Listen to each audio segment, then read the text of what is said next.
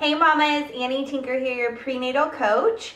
I'm about 36 weeks along now, so I wanted to share with you what I was bringing to the hospital and from a doula's perspective, some must-haves for your hospital bag. So first things first, your birth plan. I got mine laminated. You do not have to do that.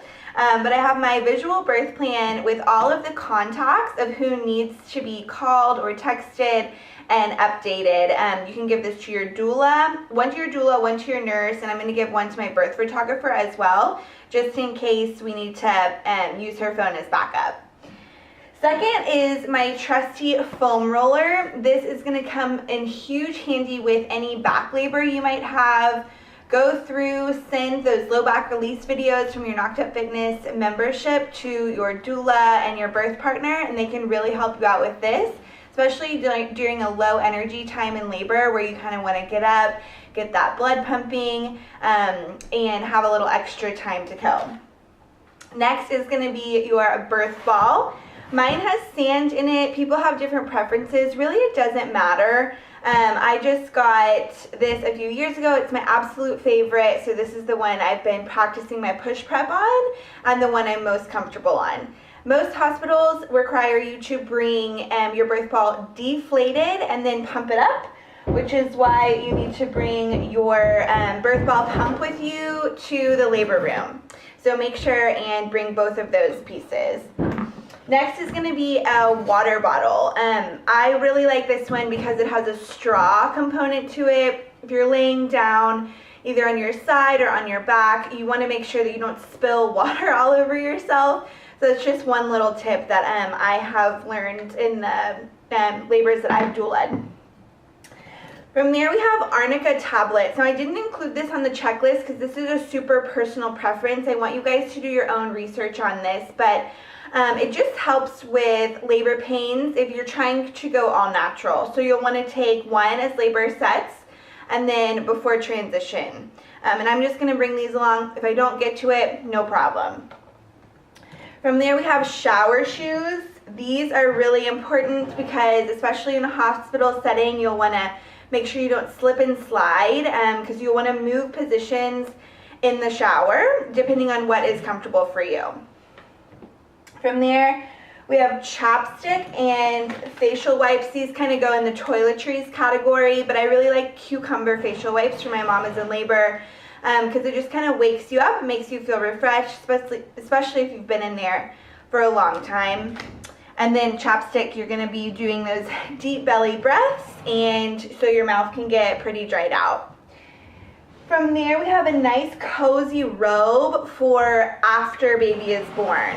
You're going to want to shower, kind of freshen up before people start trickling in to meet your new baby and take pictures of you and all that stuff. So get a fresh one and make sure all of the clothes you're going to be wearing are washed in whatever detergent you plan on using for baby. Whether it be, a hypoallergenic, Dreft, whatever. You want to make sure all of those are pre-washed before you put them in your hospital bag. Okay, 2 pairs of socks. One just for being cozy afterward, but sticky socks. They're going to give you some of these at the hospital, but I like to bring my own. Make sure they have little rubber stickers on the bottom so that they'll allow you to walk around the hospital. If you don't have sticky socks, they won't let you walk around the hospital just for risk of falling. And you want to be sure to do everything you can to allow yourself to move around. You don't want to have any reason that they tell you have to stay in the bed if that's not your goal, right? From there, we have nursing bras. So I'm bringing 3. One I plan to labor in, and then 2 more for the following days in the hospital. I plan for 3 of everything because you never know how long you're going to be in there. We hope for 24 hours. Sometimes it's longer.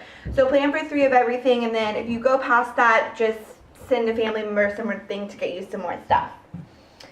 Next, we have my belly bandit. I am so excited to start using this. This is going to be your postpartum wrap. So you're going to start wearing this a couple days after birth. And this is really just going to help your hips come back, your connective tissue to really start coming back together, and then your uterus also to start shrinking back to size. Remember, mamas, that you're going from a peach-sized uterus to a full 9-month uterus is the size of a watermelon, and then it has to go back to the size of a peach. So you want to help your body do its thing as naturally as possible, but give it a little bit of assistance with one of these great belly bandits.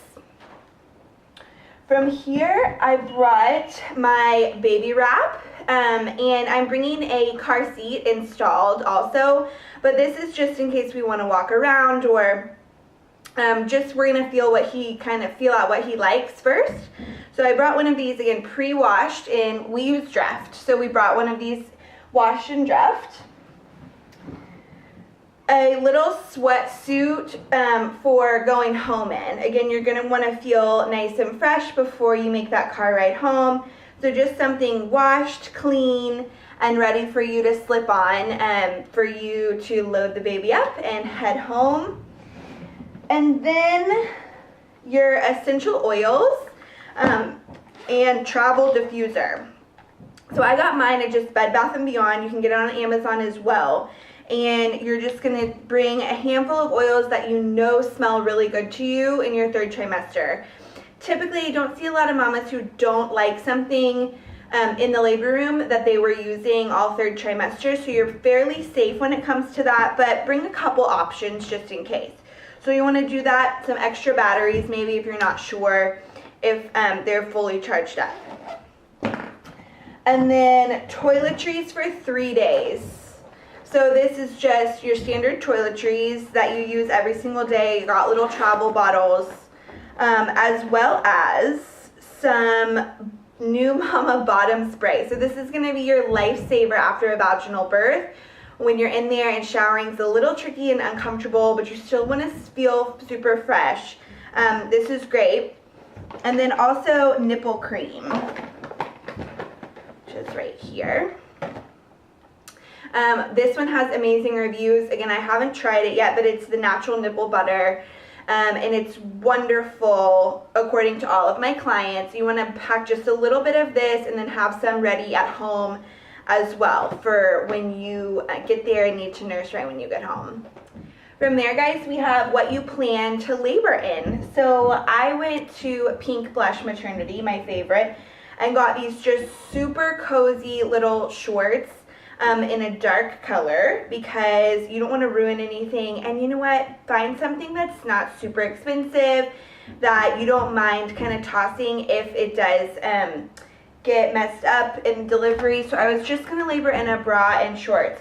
They're going to give you a hospital gown. You don't have to wear it. It's your birth, your day. You can wear whatever you want to. So just kind of think about what you're comfortable with. I'm one of those people who doesn't like a lot of things touching my neck or stuff like that, and so I opted for this. And then 2 or 3 little pajamas that are nursing friendly. Again, I went to Pink Blush and I got these super sweet, super soft pajama dresses that are nursing friendly. I went 2 sizes up because, again, one of those people, I don't like things touching me.